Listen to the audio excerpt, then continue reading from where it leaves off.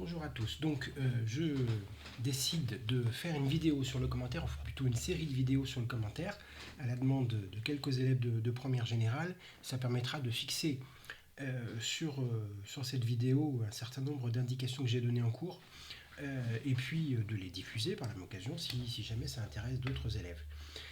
Je vous mettrai comme document les documents à partir desquels je vais travailler, le poème d'Émile Verhaeren sur lequel je vais m'appuyer pour le faire. Je mettrai évidemment en pièce jointe de la vidéo en question, et le commentaire rédigé que je donne à mes élèves, rédigé en deux parties d'ailleurs, de manière à avoir quelque chose de relativement clair, et sa réalisation écrite donc par la suite. Ça, ce sera pas forcément à la suite pour le commentaire de la première vidéo, mais peut-être à la suite d'une deuxième ou troisième. Donc l'objectif principal de cette vidéo d'abord, et une vidéo qui va être relativement succincte, c'est de faire la différence entre le commentaire littéraire et l'explication de texte, puisque ce sont deux exercices différents. Donc ça, je vais aborder cette question dans un premier temps, et puis commencer à donner un panorama de l'exercice qui permette aux candidats que vous êtes, ou que vous allez être, d'avoir une idée précise, ou du moins la plus précise possible, de ce que le jury attend de vous et de ce qu'il valorise, et de ce qui, d'autre part, peut être fructueux ou non concernant l'établissement de cet exercice. Alors, donc, je pars d'un texte, puisque, comme vous le savez, comme pour l'explication de texte, à la différence de la dissertation, le commentaire part d'un texte dont les proportions sont une trentaine de lignes, jusqu'à entre 30 et 40 lignes, c'est plutôt une trentaine. En général, ça tient compte de la densité du texte, notamment de densité d'un point de vue rhétorique, énonciatif et ainsi de suite, sur la difficulté et le rôle de la versification dans la poésie. Ça donne des textes souvent un tout petit peu plus courts, parfois d'ailleurs un sonnet de 14 vers. Donc le choix du texte correspond de la part de la personne ou des personnes qui ont fait les sujets à une volonté de rendre l'exercice faisable en 4 heures, compte tenu de tout ce que le texte peut nécessiter d'exigence du point de vue des connaissances. Cela dit, donc vous aurez le texte sous les yeux. Je vous conseille de le sortir avant de commencer véritablement cette vidéo, de le lire tout simplement, et peut-être aussi de vous poser des questions. Comment est-ce que j'aurais réalisé le commentaire en question, et comment est-ce que est-ce que je me suis posé les questions sur comment faut-il appliquer la méthode, et comment est-ce que j'aurais été fructueux ou pas concernant cet exercice. Alors concernant l'approche méthodique que je vais développer un petit peu après, il est important de comprendre qu'elle est commune avec l'explication de texte. On a une première approche, ce que j'appelle l'approche méthodique, c'est l'approche méthodique du texte lui-même. Première approche qui est commune avec l'explication de texte, et qui fait la différence entre ces deux exercices d'analyse, l'un pour l'écrit, l'autre pour l'oral, et la dissertation. Même si les deux se nourrissent l'un de l'autre, dans un sens comme dans un autre d'ailleurs. Les deux, je veux dire, les deux exercices d'analyse et la dissertation. Pour ce qui est de l'explication de texte, c'est une lecture linéaire du texte. Donc on commence au premier vers. Donc par exemple, dans le poème de Verhaeren, La ville, donc vous avez une partie d'ailleurs, puisque ça ne va que jusqu'au vers 31, alors que le poème est plus long que ça. Vous commencez au vers 1, et la découverte du texte donne lieu de votre part à une traversée qui vous permet de présenter des éléments qui interviennent en même temps, rhétorique, énonciatif, syntaxique, d'histoire littéraire, au fur et à mesure de votre rencontre avec ces éléments dans le texte. Sachant qu'à l'oral, bien sûr, comme le temps qui vous est imparti relativement court, 8 minutes, ça donne lieu à une lecture par section du texte, notamment avec des éléments saillants à l'intérieur de cette section. Je referai d'ailleurs des explications nouvelles, ça fait un bout de temps que je n'ai pas fait de vidéo, pour éclaircir davantage ces problèmes, notamment sur l'œuvre de Rimbaud. Pour le commentaire, l'approche est la même, c'est-à-dire qu'il s'agit bien d'avoir une approche sur qu'est-ce que j'ai sous les yeux, quelle est l'image globale du texte que je peux proposer. Je vais expliquer tout à l'heure cette expression que j'utilise avec les élèves. Mais la présentation ne commence pas à la première ligne pour arriver à la fin du texte. Il s'agit de présenter différentes perspectives pour aborder le texte qui sont successives du point de vue de l'importance. On a tendance, et je trouve que c'est une bonne méthode, à simplifier ça en disant, dans la première partie on aborde le quoi, c'est-à-dire qu'est-ce que j'ai sous les yeux. Il ne s'agit pas d'une paraphrase, il s'agit d'expliquer par exemple quelle est la situation. Pour ce qui est du poème que j'ai sous les yeux, j'ai la description d'une ville, et cette description est déclenchée par le regard de quelqu'un qui n'est pas un personnage mais un narrateur, et cette description se fait par traversée de la ville depuis un point dans la campagne, donc une traversée en imagination, en rêve, puisque le mot rêve apparaît dès le début du poème. C'est cette approche-là qui vous est d'abord demandée. Elle paraît très très simple, elle paraît même d'une certaine manière trop simpliste, mais en réalité, elle est extrêmement efficace, vous allez voir par la suite. Ensuite, ça c'était pour le quoi. Le deuxième aspect, c'est le comment, c'est-à-dire autrement dit, par quel procédé, par quelle procédure et quelle stratégie l'auteur parvient-il à construire un objet esthétique. Donc ce quoi nécessite de votre part de vous interroger ici en l'occurrence sur le registre épique qui est utilisé de manière relativement claire quand on connaît les registres. C'est un clin d'œil à mes élèves et aux autres du reste. Le registre épique donc, qui est utilisé de manière à renforcer le caractère effrayant et fascinant de cette ville qui transcende, qui dépasse littéralement la taille humaine. Comment aussi l'énonciation, le lointain, le proche est utilisé à l'intérieur du poème, comment la versification est utilisée, comment la rhétorique, évidemment, permet de mettre en valeur par l'hyperbole, par les personnifications, par la description infernale dans le dernier tiers, dans la presque deuxième moitié du poème, cette ville qui malgré tout est un objet fascinant, une espèce à la fois d'objet esthétique et en même temps de locus terribilis, comme disent les latins, de lieu terrible, de lieu infernal donc. Ce sont tous ces éléments-là qui vont donner lieu à une réflexion sur comment l'auteur a construit un objet esthétique à partir de la ville, du caractère urbain de cette ville, mise en ordre des éléments, ainsi de suite. Bon, il y a tout un tas d'éléments qu'on peut utiliser dans cette deuxième partie. J'entrerai un petit peu dans le détail par la suite. La dernière idée qu'on utilise un petit peu moins pour le bac parce que les élèves manquent un petit peu de connaissances et à juste titre d'ailleurs en matière d'histoire littéraire particulièrement, mais il est très clair qu'on peut faire un commentaire en deux parties costauds avec 3 sous-parties chacune entre autres, et dans la dernière partie du commentaire, c'est-à-dire dans la dernière partie de la deuxième partie, la deuxième sous-partie de la deuxième partie, on peut utiliser quelque chose qui est de l'ordre du pourquoi, c'est-à-dire quelle est l'intention de l'auteur, qu'est-ce qu'il défend, quelle vision du monde il défend, quelle vision de la littérature il défend, quelle vision de son art il défend, de l'art poétique ici en l'occurrence, ce qui nécessite d'avoir un certain nombre de connaissances historiques, d'histoire littéraire et d'histoire en général, de manière à remettre en perspective la création poétique que vous avez sous les yeux, puisqu'il s'agit d'un poème, ce serait le cas pour les autres, mise en perspective, qui est plutôt de l'ordre de ce qu'on fait dans une synthèse dans la dissertation, c'est-à-dire une espèce de prise de distance qui permet de comprendre pourquoi cet objet littéraire que vous avez sous les yeux n'est pas seulement individuel, mais aussi intervient dans une stratégie collective qui est celle de la création littéraire dans une époque, dans une nation, ainsi de suite. Donc à la différence de l'explication de texte, ça c'est le premier point que j'aborde, le commentaire sépare ces éléments, le quoi, le comment et le pourquoi, alors que dans l'explication de texte, ils sont présentés entre guillemets en même temps.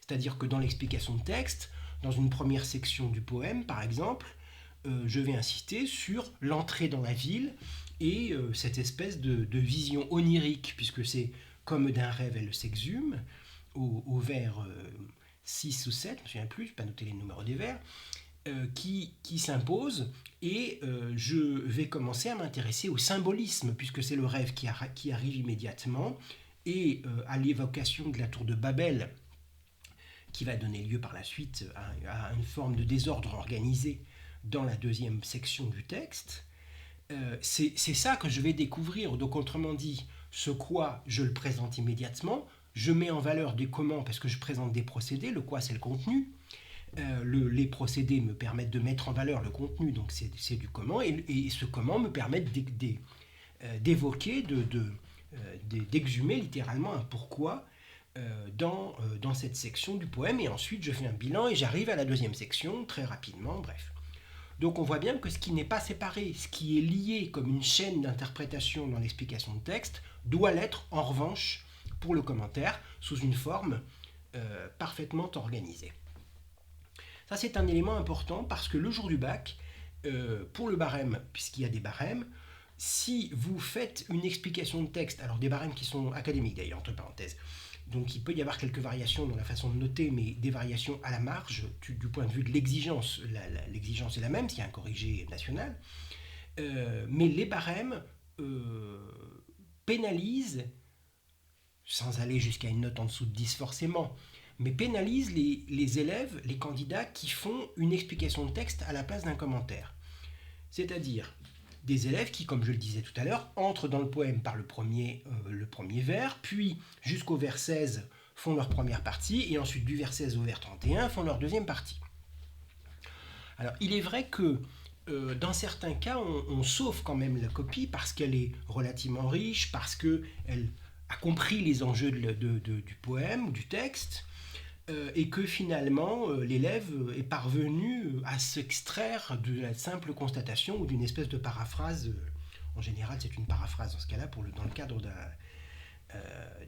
d'une explication, d'un commentaire voilé, c'était sous la forme d'une explication de texte. Pourquoi ça pose problème ? Parce que, à la différence de l'explication de texte, le commentaire permet d'aborder de manière séparée du reste des éléments qui sont des éléments d'histoire littéraire, des éléments d'histoire littéraire et de pourquoi cet objet a été construit. On peut déjà aborder un certain nombre d'éléments de ce point de vue-là dans le commentaire de manière beaucoup plus évidente que dans l'explication de texte. D'autant plus qu'en plus, pour ce qui est du bac, l'explication de texte est beaucoup plus courte. Mais c'est vrai que là, vous avez 4 heures, donc vous allez avoir tendance à le présenter comme ça.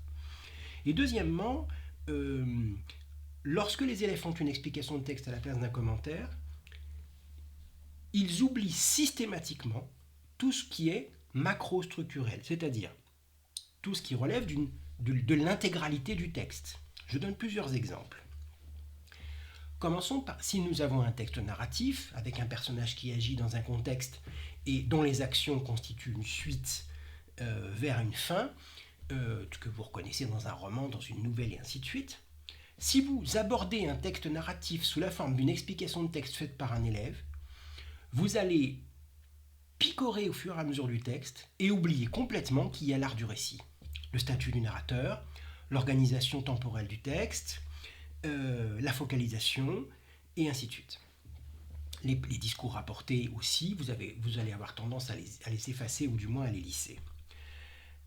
Alors que dans un commentaire, j'aborde à toutes les étapes de la réflexion l'intégralité du texte. Et donc il y a un moment, si j'ai une narration sous les yeux, ou si j'ai par exemple ici une description intégrée dans un moment narratif, puisqu'il y a quand même le regard de quelqu'un, là je vais regarder la traversée d'un paysage urbain. Et c'est ce que je vais présenter au départ. Chose qui aurait échappé à votre regard vraisemblablement dans une explication de texte. C'est la raison pour laquelle il ne faut pas transformer ce commentaire en explication de texte le jour de l'écrit. Je ne dis pas que c'est simple, mais en tout cas, et c'est la raison pour laquelle je fais une vidéo, il faut quand même l'avoir à l'esprit de manière à faire un véritable commentaire. Je referai une deuxième vidéo pour l'élaboration d'un plan à partir d'une problématique. Donc voilà pour le premier élément essentiel, qui est la différence qu'il y a entre l'explication de texte au sens propre du terme. Je vous renvoie à certaines explications de texte que j'ai faites pour les programmes précédents. Vous allez voir tout de suite comment elles fonctionnent, sur Marivaux par exemple. Et le commentaire, donc, tel qu'il est exigé à l'écrit, et tel qu'il faut l'élaborer pour cet écrit. Deuxième point, donc, comment faire en sorte que ce travail soit fructueux et qu'on aille vite, parce que vous avez 4 heures.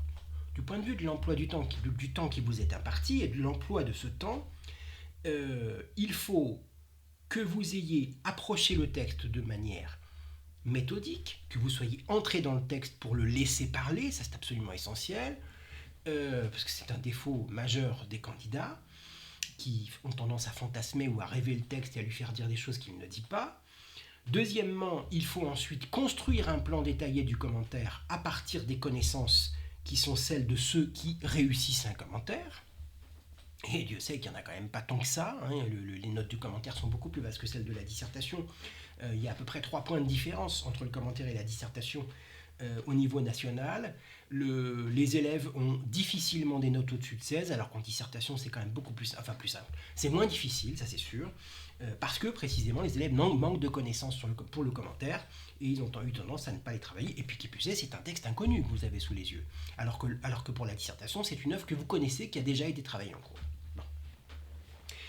Donc ces difficultés évoquées, il faut tenir compte du fait que vous avez ce temps de préparation de l'écrit. Autrement dit, vous ne devez surtout pas commencer à écrire le commentaire au bout de 5 minutes. Si vous le faites, c'est une catastrophe. Tout le temps. Il faut prendre le temps d'élaborer ce commentaire. Les éléments qui fonctionnent le mieux, lorsqu'on interroge les élèves sur la façon, notamment à la fin de la seconde ou en début de première, sur la façon dont ils font un commentaire, il y a ceux qui ne disent pas encore, mais qui sont dans le cas qu'ils vont choisir le commentaire par défaut parce qu'ils n'ont pas travaillé sur la dissertation et que la dissertation les fatiguant, ils préfèrent avoir un texte sous les yeux pour avoir quelque chose à dire. Donc là, en général, et la totalité, c'est une catastrophe. Les élèves ne savent pas faire un commentaire, ils n'ont aucune connaissance ou très très peu, ils vont faire de la paraphrase tout du long, ça va parfois leur prendre du temps et ça ne sert à rien. En plus, ils font des fautes, donc ça donne des notes entre 0 et 8. Et encore 8, il faut quand même écrire correctement. L'autre possibilité, qui est l'inverse, ce sont les élèves qui se lancent dans une analyse complète du texte, exhaustive ou du moins détaillée du texte, en commençant par le premier vers et en arrivant à la fin du texte. Immédiatement, sans s'interroger sur le texte. Ça, c'est inefficace. C'est inefficace pour 2 raisons. C'est inefficace parce que ça prend énormément de temps et que vous n'avez pas fait d'hypothèse sur le texte. Et deuxièmement, c'est inefficace parce que vous n'avez pas assez de connaissances la plupart du temps. Lorsqu'on vous interroge, donne un exemple très simple pour ne pas avoir l'air seulement d'un vieux con, si je puis me permettre. Si on vous interroge sur la narration, pour vous faire dire qu'il faut interroger la focalisation, le statut du narrateur, la temporalité dans le texte, avec les 5 types de traitement du temps dont vous ne vous souvenez plus, alors que vous l'avez fait au collège à plusieurs reprises, déjà ça, pour la plupart d'entre vous, vous êtes incapable de le dire en début de première. Vous n'êtes capable de le faire que quand on vous a fait faire un commentaire, vous vous êtes planté, ou du moins vous n'avez pas une note satisfaisante par rapport à ce que vous aviez l'habitude d'avoir en seconde, et là vous apprenez, et vous écoutez la correction, et vous vous rendez compte qu'il y avait des choses à dire, et ainsi de suite. Bon. Donc manque de solidité des connaissances, voire pas de connaissances, dans un certain nombre de cas, et ça rend cette méthode qui consiste à faire l'analyse prétendument complète du texte, a priori, complètement inefficace. De toute façon, on n'a pas le temps. Bon. Alors comment faire ? C'est mon 3e point. Là, vous avez un poème sous les yeux. J'ai dit tout à l'heure, j'ai commencé à l'indiquer, qu'il faut entrer dans le texte de manière très simple, sans aucune connaissance au départ. Enfin, aucune connaissance technique, je voulais dire. Mais une méthode quand même. La méthode consiste à se faire une image, ce que j'appelais tout à l'heure l'image globale du texte. L'image globale, c'est-à-dire, je propose une idée des éléments de contenu qui me sont proposés. Je ferai d'autres exemples pour l'argumentation, pour le théâtre, ainsi de suite. Là, j'ai un poème qui s'intitule « La ville ». Donc déjà, le titre me donne une indication importante puisqu'il est informatif. Il est informatif et aussi un peu symbolique dans la mesure où le déterminant est un déterminant générique. C'est la ville au sens large du terme, une ville qui est traversée et qui est l'image de toutes les villes possibles, modernes, de tous les paysages urbains modernes auxquels la poésie peut s'intéresser. Et cette ville est regardée d'abord depuis la campagne. Tous les chemins vont vers la ville, nécessitent de comprendre qu'on n'est pas dans la ville au moment où ça commence. là-bas avec tous ces étages. On voit bien que le regard, c'est un regard du lointain. Et cette ville est regardée du lointain et elle s'exhume, c'est-à-dire elle sort de terre, littéralement, pour s'élever de manière vers des plus hauts étages jusqu'aux ciels. Là, c'est une référence à la tour de Babel de façon tout à fait évidente, pour ceux en tout cas qui ont lu un tout petit peu la Bible et qui ont un petit peu cette culture-là, ce qu'il faut avoir pour la littérature, et c'est ce qui est attendu des élèves de première générale. Et à partir de ce lointain et de cette ville au loin, derrière les brumes, qui s'élève et qu'on regarde avec à la fois un mélange de fascination, de terreur et d'admiration, donc de fascination, autrement dit, cette fois-ci, la ville est traversée en pensée par celui qui décrit jusqu'à l'océan et les espaces, c'est-à-dire l'infini, au-delà de la ville elle-même. Donc il y a une traversée dynamique, ça n'est pas une description statique, qui est proposée, et d'où la mise en ordre du regard et de la présentation de la ville en question, qui n'est pas un désordre, bien au contraire. C'est souvent une erreur qui avait été commise sur ce texte lorsque je l'ai proposé aux élèves en commentaire. Cette première approche, c'est l'approche qui consiste à faire une présentation globale du texte, c'est-à-dire je demande aux élèves, présentez-moi le texte en 2 phrases, dites-moi ce que vous pouvez dire. Présentation de la ville, par quelqu'un qui la regarde de loin, il regarde de la campagne et il y a une traversée de la ville. Voilà tout ce qu'on vous demande au départ. Et ça, c'est absolument essentiel. Sinon, tout le reste, vous allez faire n'importe quoi. Deuxièmement, on entre plus en détail dans le texte pour aller présenter les mouvements du texte. Autrement dit, quelle dynamique le texte suit-il ? Quel est l'ordre qui a été donné aux éléments de contenu et pourquoi ?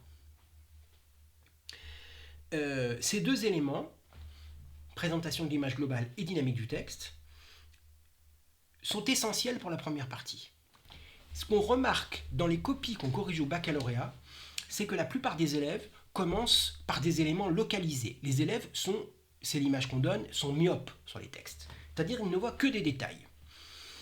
Et donc, on va avoir comme première phrase du commentaire, j'exagère à peine, la première phrase est « Tous les chemins vont vers la ville ».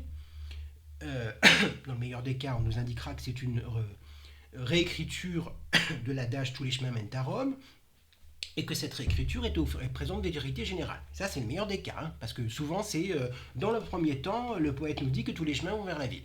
Bon. Et à aucun moment, nous n'avons une vision globale du texte. Or, ce qui vous permet d'avoir une vision globale, c'est cette présentation des contenus et de la dynamique.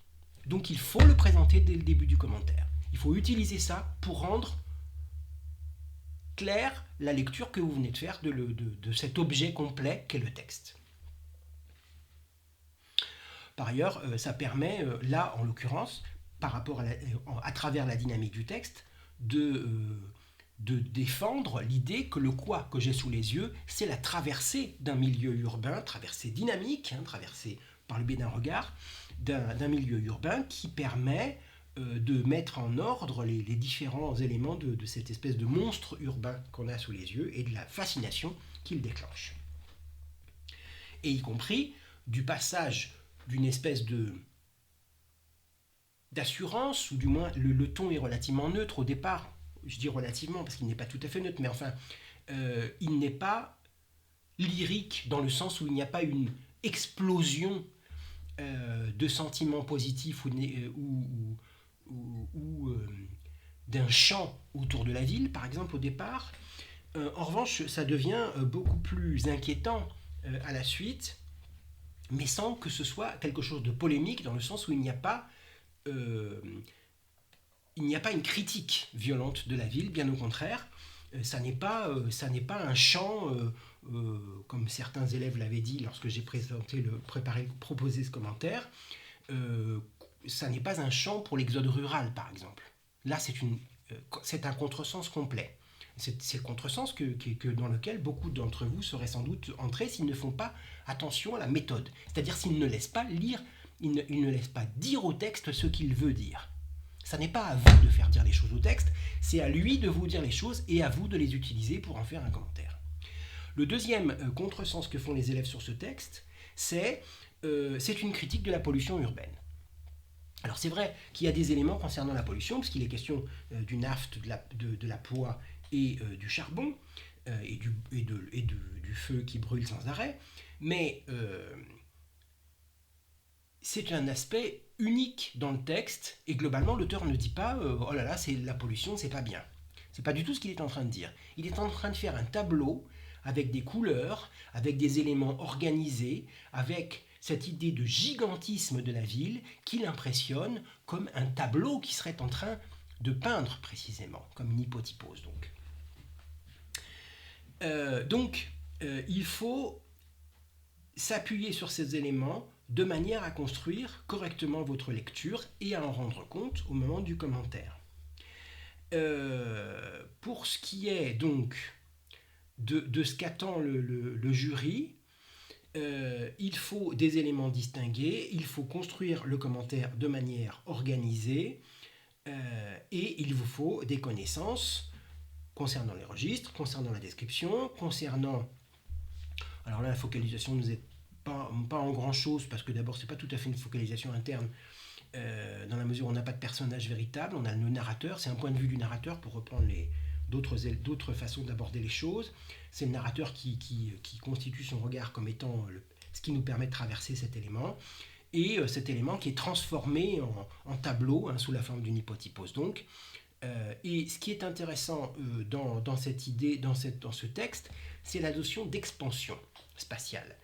La ville se répand littéralement, elle s'étend de plus en plus, d'où le terme tentaculaire. Les villes tentaculaires, c'était le titre du recueil lorsqu'il a été modifié par Verhaeren au début du XXe siècle. Et cette idée de caractère tentaculaire de la ville, précisément, permet de reprendre l'idée de monstre. Et c'est cette idée-là qui est particulièrement importante, cette expansion spatiale vers l'océan et les espaces, à la fin du poème. C'est ce qui m'a permis d'utiliser comme titre du corpus que j'ai donné à mes élèves, parmi lesquels il y a donc le poème de Verhaeren, l'expansion poétique. Parce que ce qui caractérise la poésie du début du XXe siècle, en tant que poésie moderne après Rimbaud, c'est une poésie, c'est une expansion poétique, littéralement. La poésie aborde des sujets nouveaux, elle utilise le vers différemment, voire elle le décompose avec le vers libre, et elle sort du vers libre avec la prose, le poème en prose. Elle dénie l'obligation de rester sur les rails de la bienséance et de la morale en abordant des sujets qui étaient considérés comme scandaleux. Je pense aux Lesbos de Baudelaire dans la première version des Fleurs du Mal, qui a donné lieu précisément à l'attaque au tribunal des Fleurs du Mal en 1857. Donc ce poème, caractéristique d'une nouvelle façon de penser le lyrisme, un lyrisme qui est un lyrisme très très moderne, et un lyrisme de crise aussi, parce que on est sorti d'un lyrisme qui voyait le paysage naturel comme la seule source de son chant, et ici, la source du chant, c'est la ville. Et souvenons-nous que le premier à avoir fait cette approche très moderne de la ville, c'est Baudelaire, précisément dans les petits poèmes en prose de 1869. Et donc ici, Verhaeren, très clairement, suit les pas de Baudelaire pour proposer des choses qui permettent de traduire cette espèce de fascination, de loin certes, mais une fascination tout de même, vis-à-vis du paysage urbain. Et là, on a presque une demi-heure, et j'ai tout ce qu'il me faut. Et non, j'en ai pas besoin de plus pour faire une problématique. Et donc, ce qu'il faut retenir de tout ça, c'est que, 1. Vous risquez de ne pas avoir suffisamment de connaissances pour faire un commentaire. Donc si vous voulez le prendre le jour du bac, consolidez vos connaissances. Sinon, prenez la dissertation. Vous aurez une moins mauvaise note avec la dissertation, c'est sûr et certain, parce qu'elle sera prémâchée par votre prof. Deuxièmement, si vous avez ces connaissances et que vous avez pratiqué le commentaire auparavant et que ça fonctionne, souvenez-vous qu'il faut entrer dans le texte de manière méthodique. Les textes sont difficiles, ils sont exigeants, il y a du vocabulaire, il y a des formules qui sont nouvelles pour vous, ou du moins qui peuvent être problématiques et sur lesquelles il faut s'interroger. Il y a des allusions culturelles.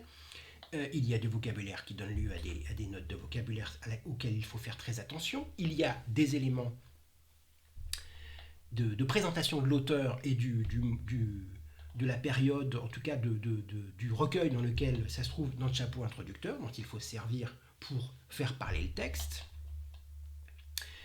Mais il faut surtout laisser parler le texte. C'est la formule que j'utilise tout le temps. Laissez parler le texte. Si vous commencez à dire quelque chose sur le texte, vérifiez que c'est sous vos yeux. Il faut absolument que vous soyez certain que ce que vous dites du texte n'est pas du terrorisme intellectuel. Si ça commence à être du terrorisme intellectuel, arrêtez. Prenez autre chose et prenez la dissertation. Au bout d'un quart d'heure, vous allez vous en rendre compte. Mais ne prenez pas le commentaire en estimant qu'il est plus facile que la dissertation, ça n'est pas vrai. Donc, je ferai une autre vidéo concernant cette fois-ci l'établissement, à partir de ce que je viens de dire là, de ce commentaire, sous la forme d'une part d'une création d'une hypothèse d'étude, c'est-à-dire d'une problématique, pour dire les choses différemment, mais c'est une hypothèse d'étude. J'expliquerai d'ailleurs plus précisément comment fonctionne une problématique, d'ailleurs aussi pour l'explication de texte.